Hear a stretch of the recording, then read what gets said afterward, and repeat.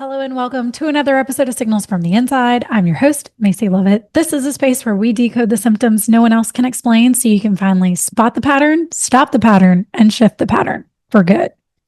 On today's episode, I want to talk to you about the hidden patterns that are keeping you from becoming the woman you want to be. Most women come to me and they think, oh, there's a motivation problem. In health, there's a motivation problem. In business, there's a consistency problem. I'm not motivated to do the networking or to do the things in the background behind my business. I believe that there's a true pattern problem. And patterns don't just affect your health. They affect your relationships. They affect your confidence, your visibility, your business, and your leadership. And the same patterns that can create physical symptoms create emotional symptoms in different areas. So things like people pleasing or perfectionism. We see it in clients who struggle with the fear of judgment or fear of rejection, overworking, the burnout, the self-doubt. Your body doesn't separate all these things. So neither should we. I want to give you a little bit of connection of the dots, right? Like, how does this show up in your body? And then how can we connect it to everything else over here? So in your body, you might experience anxiety, fatigue, sleep struggles, headaches, chronic stress, right? A lot of these similar symptoms, hormonal imbalances. How do these relate to business and life? You might be the type of person who over-explains themselves. Maybe there's a fear of being misunderstood. So instead of being misunderstood, because maybe growing up, every time you spoke your mind, every time you went to say something, somebody cut you off, they judged you, criticized you, or made you feel like everything you had to say was irrelevant. So now you're the type of person to over-explain because you want people to hear you and see you and understand you. And that's valid. That is valid. This can also show up in business when you undercharge for your services.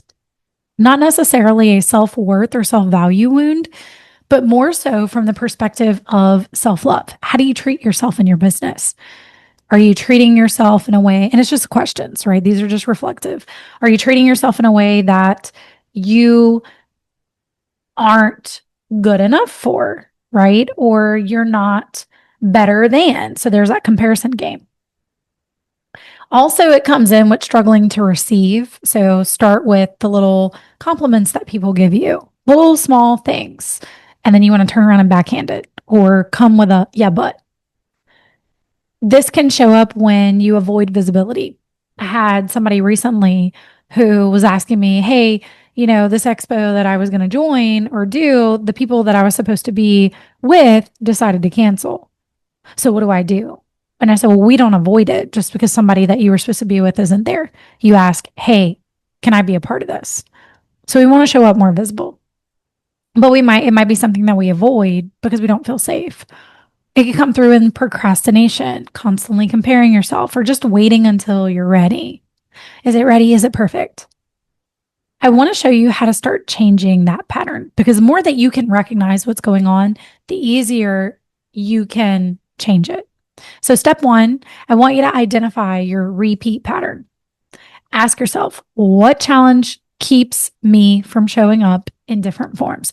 What challenge is keeping me from showing up in this way? Like what? And you know it, you feel it in your body.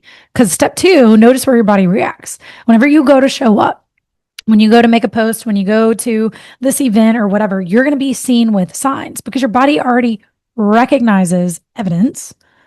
Right? It's looking for the excuse as evidence because that's what keeps us safe. This comes from survival patterns, right? But we have to, your body will give you those clues. So pay attention. But step three is interrupt that story. Instead of saying, oh, that's just who I am. This is a pattern that I learned and I want to do something different. Step four is choose one small action that your old pattern wouldn't choose. So when you get to that situation, you're like, man, the default pattern says, do this, follow this. This is what keeps us safe.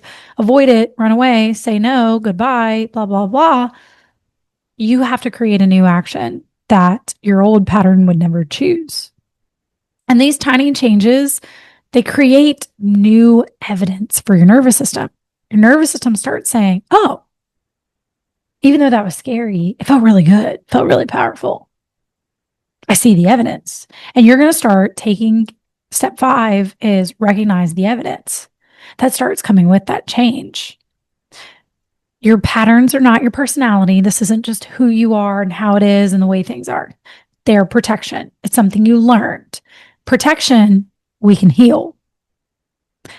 This is why whenever a client comes to work with me, we always start with a stress map.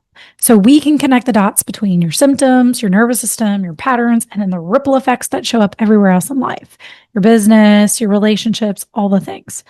If you're ready to stop circling the problem and actually solve it, I invite you to DM me map. Let's talk about what's going on. And then from there, we can solve the issue and create a new pattern, one that feels safe, one that shows us evidence that it is possible to become the woman that we desire to become. So, as always, if you love the content that I'm putting out, give me a like, give me a share, hit subscribe, and otherwise, I'll catch you guys on the flip side.